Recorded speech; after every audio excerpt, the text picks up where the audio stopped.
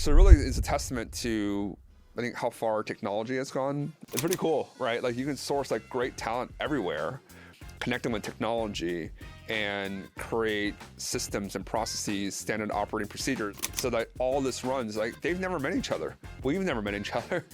And you can build like a real global organization that runs really effectively. Welcome back to a special episode of STR Like the Best. It's great when Liz and I get to talk on the show together. The last time we did this was almost a year ago, but we're here in Taipei. We've been here for almost a month, here with our kids. And, you know, I think, what do we want to talk about today? I think today, first of all, very glad to be here. It's been a while. I think today we can talk about how we work together as a couple. I think a lot of people or friends actually ask me this question, so I think it will be a fun topic for us to talk about, and then how we spend the whole summer here traveling in Asia, visiting family and friends. I think it will be a fun episode. Okay. Well, why don't we break up into two? So if you're listening to this, we'll cover like the how we work together. I think especially we're here in Taipei, you know, our properties are all back in America. It's a 12-hour time difference too.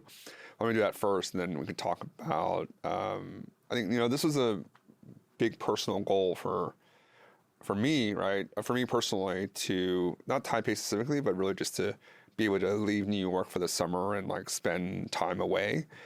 It's basically impossible if you're working a 9-to-5 job, a professional services job like investment banking, like I was. Like there's just no way you can break away for this long. You could drop off your family and go back and work, but there's no way that you would be able to spend the time here. So I would love to kind of cover that. So I know kind of coming back to Taiwan was a personal goal for you as well, right? Yeah, it's a huge goal for me. Actually, probably it was one of the biggest reasons why I left my 9-to-5 in the beginning, and why I wanted to do something with real estate, and Airbnb, short-term rental, was the catalyst of that.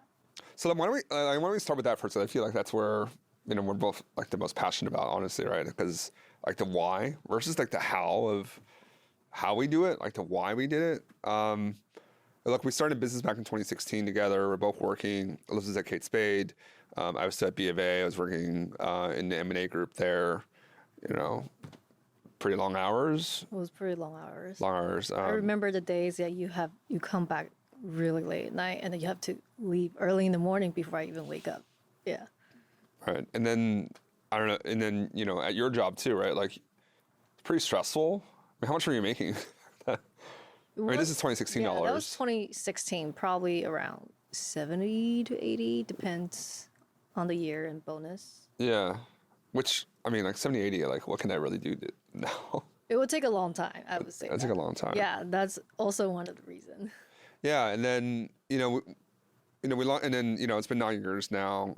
Definitely not straight lines to the right. You know, there's definitely been a lot that's happened along the way. But being able, I think, our focus has always been, how do we achieve that time freedom? You know, especially when we have a family. You know, we have 2 kids now.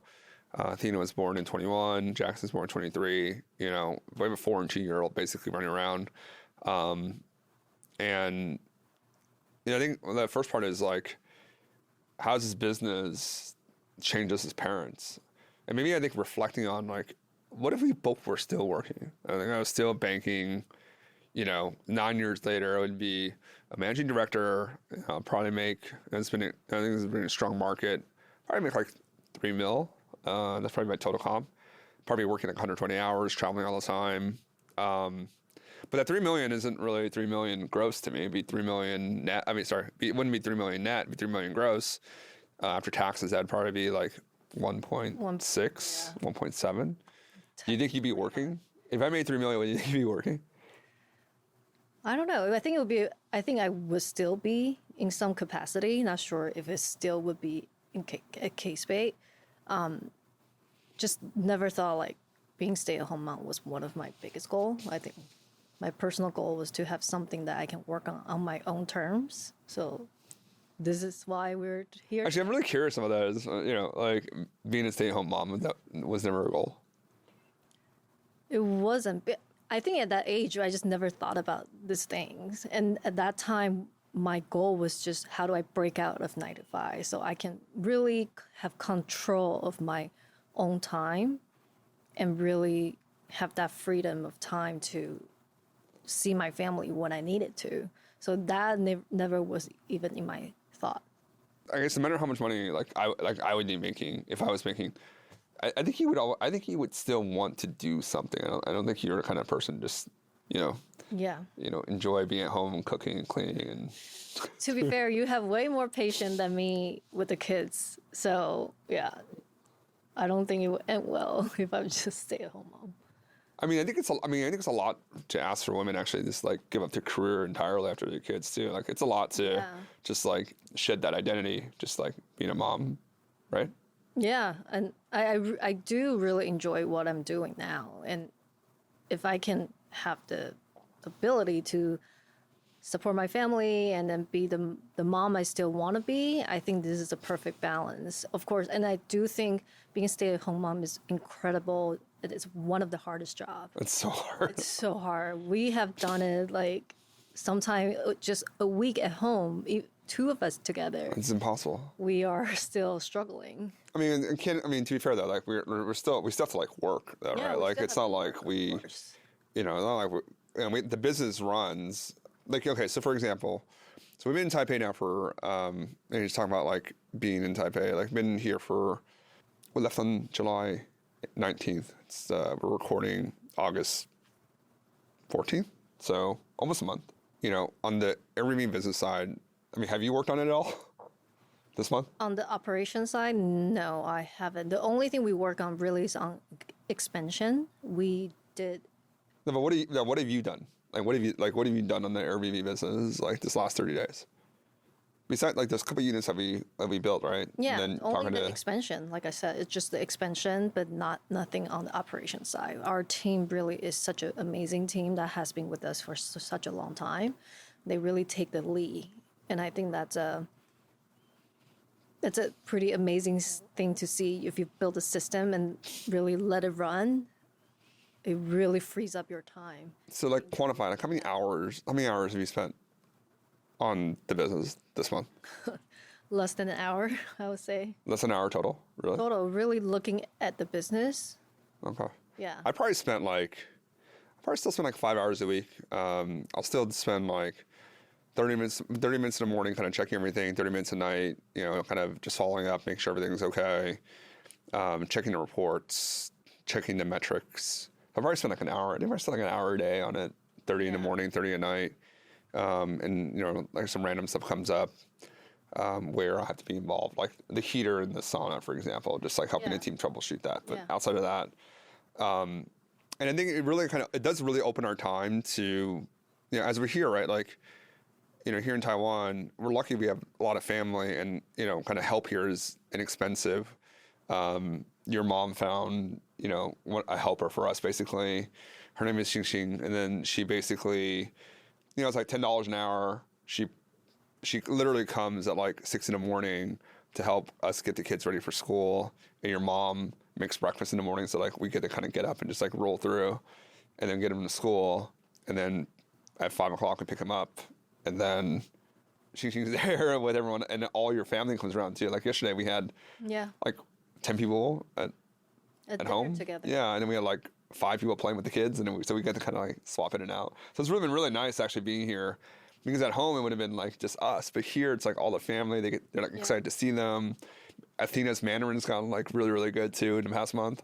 Yeah, I think so, and I think not only that. I think the biggest thing is for me, my personal goal was to have this. I want the kids to grow up with the family. And most of my side of family are in Taiwan, and I am really close with them. So I want the kids to really experience that growing up as well, building that relationship. And you really have to be super intentional, especially we're living so far away, 16 hours flight away. But I think that effort is so worth it, just seeing their interaction with my cousins, all the aunties, just like they had so much fun. And it really helps their development too, I think. So I think being able to do this, I'm really grateful I mean, like, there's nothing like family. There's nothing like family. You can always like hire help, but there's nothing like family where it's like that.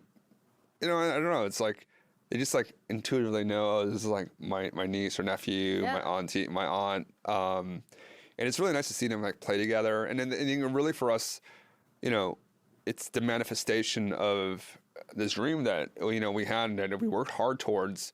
Because it's not fundamentally about money is really just a tool, right? It's a tool to get what you want. And for us, this is like a big part of what we wanted was just like actually, when the kids are off of school in late June, you have this gap, right? And then as they get older, obviously they're gonna have their own activities. Maybe they don't want to come here. At least when they're younger, like they don't have a choice. We just take them. And they come here, and they're really more like we're both Taiwanese, so they're really more immersed in the culture here. They actually get to live here. They go to a camp that's here. It's taught in English, but obviously everyone here is Taiwanese, so like they speak that. They're around us. They're around the family, and I mean, even in a month, I see the change with this, Athena and Jackson. Like, just they're much more. I mean, just when they're growing up too, but like when Athena, especially, like her Chinese has gotten. It's pretty crazy in a month how she speaks in like complete sentences, and she like order you around in Chinese and like argue with you in Chinese. It's like really, it's crazy actually. Cute. Yeah, it's crazy. Her Chinese might be better than yours. Probably. Yes. And also, like, her and Jackson get to go to school together. Like, they get in the same class. In America, that would never be the case. Here, they're actually in like one consolidated class. Yeah, which is really unique and special. And there's going to be such a short window they can do this, which is nice. So I think if we make this work, we're gonna try to come back every summer to just see the family for a longer time, just so we can enjoy this family bonding time together. Yeah, and then from like a work perspective. It's our busy season, right? Like all of our markets where it's the busiest time of the year. There's a lot of check-ins and check-outs. Yep. The reservations are the highest value. And this is actually a time when like a lot of things can go wrong. Like the HVAC, there's always like an HVAC issue no matter what you do, right? Because it's running really hard during the summer in like Philly or Tennessee. There's just a lot of in and out, so there's just more wear and tear, and like you just have to be operationally really on top of it.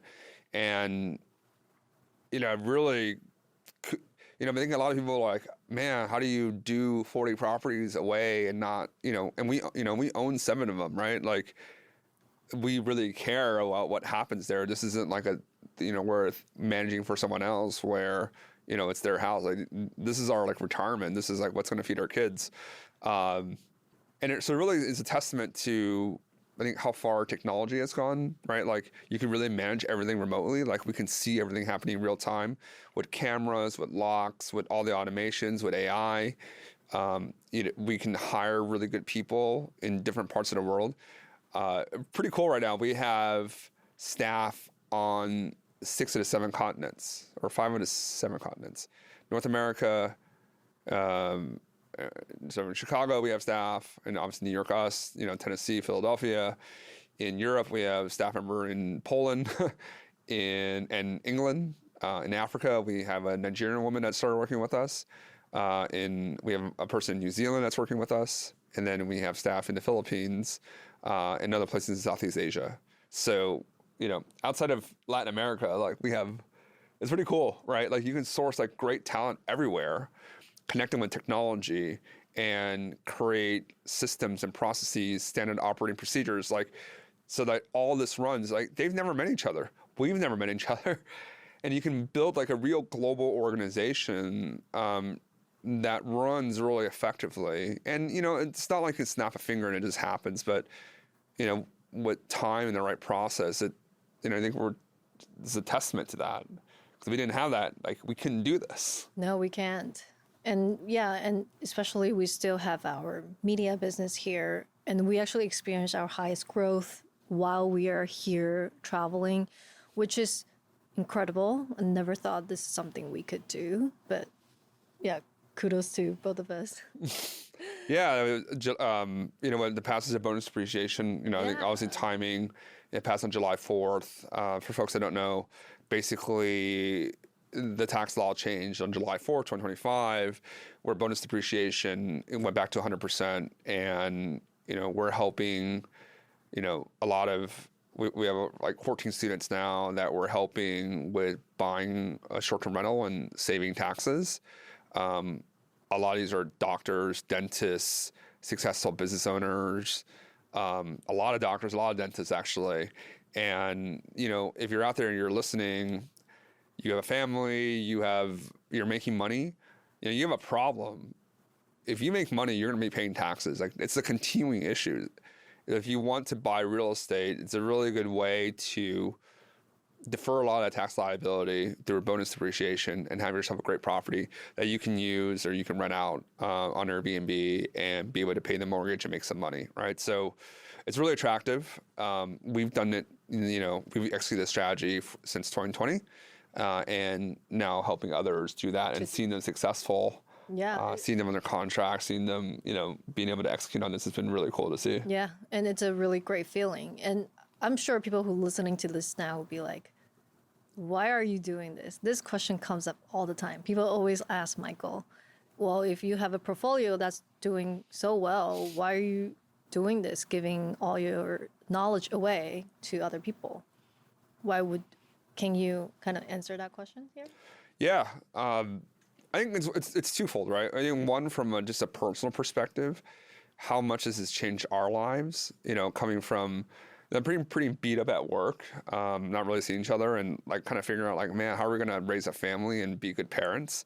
And now like just being really present and kind of being able to do kind of what we want and how we want to raise the kids because we have the time. Not necessarily the money. Everyone has money. I think a lot of people listening to this have plenty of money, right? It's like the time and the freedom to do that. I think that like, one, I want people to be good parents. I want, if you want to be a good parent, like I want to help you actually. Because I think it's really important, especially early childhood engagement with kids is like super critical. It's tiring as heck. Don't get me wrong. There are days I'm like, man, dude, like work is like a vacation. The kids is like way much work. But then you see their growth and then like they seek you out. Like my son will seek me out in the morning to help put on his shoes. Like, makes me feel so good. It's like, man, like he wants dad. It's like, and then if I was working, I wouldn't be there, right? So I think one, just like, I think most people that come into us, like they have young kids, they want to spend more time with the kids. And if I can help them like do that, like it gives me like intense gratification. Second, from a business perspective, we are able to expand our network with other high quality, high impact individuals that are doing other great things. So if I'm able to help them with that, for them to be part of my network, then I can, grow what I'm doing. I have, people that trust me, people that are investing with me, people that made money with me. So if I have other business ventures in the future, I have a ready network of people that I'm able to tap. To be able to work together. And it's a great way for me to build out my connectivity and build out my network. And lastly, look at how big the real estate market is in the US. I have a great strategy, but I'm not going to be able to cover all this ground, right? It's better for me just as a business person, as a business perspective, to be able to leverage this knowledge, share it with others, help them deploy it, grow my business revenue, grow my network so that I can grow other parts of my portfolio, my business, right? I think it's really important to have an abundance mindset. Yes. And sorry, I don't mean to like keep dribbling on, but like I think especially when you're working a job, like a professional services job, it's a very zero-sum game. Like I win, you lose. And then, it takes a long time to break out of that mentality. But if you really, I think to be a successful business owner, like you have to, like everyone has to eat. If everyone makes money, then, you have that abundance mindset. And that's how you're going to grow your business. Because it's like, if you always look at like, I win, you lose, like you might win that one game, but no one's going to do business with you. And to recreate those relationships takes too long. You want everyone to eat and make money, and then, and then everyone contributes and the pie grows bigger. So I don't want to grow your pie, I want to grow my pie. And I think we can do it together. That's very true. And I do think like just seeing the success some of our community has, it's such an incredible feeling to be part of their journey, and you actually motivate us to do even more. Yeah, like seeing like Julie and Andy, like Julie moved to quit her job, like Chris being able to grow his portfolio, like 20 plus units now, and then, getting married, it is like really cool, him and his wife, and And Anne-Marie too. Shout out to Anne-Marie. If you're Anne-Marie, yeah.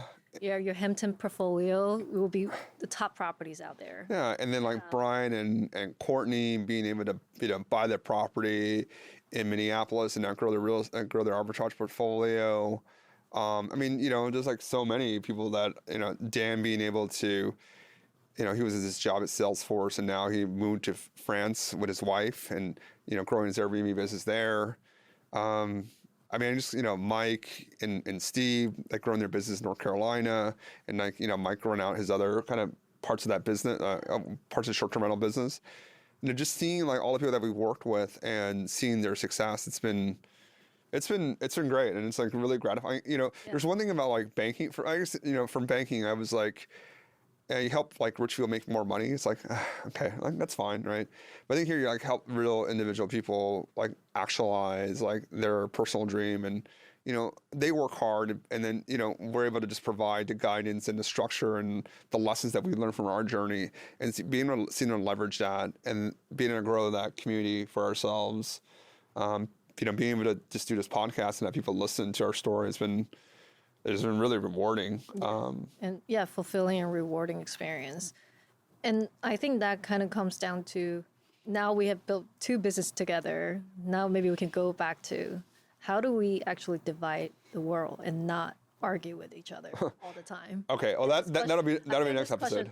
Really? I thought. Yeah. Why don't we? So we do it. So we cut it. We can cut this up into. So hey, if you're interested in listening, so we'll end this episode here, and then if you want to listen, the next episode will be about how Liz and I work together. So if you enjoyed this episode, please subscribe and share with your spouse, partner, someone else that's thinking about doing real estate, maybe with their spouse, with their partner. If you're working a full-time job and you're thinking about trying to figure out a way to earn back your time, I hope you enjoyed this episode because it was a little unstructured, but we really talked about like why we did this, and then how it's impacted us here in Taipei. And I don't know, it's been a great trip. I really enjoyed it. It's a really meaningful trip for us and for me personally too. First time I'm able to spend this amount of time with my family and with the two kids. 35 days, dude. It's not nothing. Yeah. And we're still we have 2 weeks in Europe after this too. Yeah, we love it. All right. If you enjoyed this, again, please subscribe and tune into the next episode where we're talking about how Liz and I work together. If you found this episode valuable, please make sure you hit the subscribe button so you can get notified when I put out new content on Airbnb investing. And if you want to learn about how to work with me more directly, I have links below on my description. Click on those and let's figure out how I can help you with your Airbnb investing journey.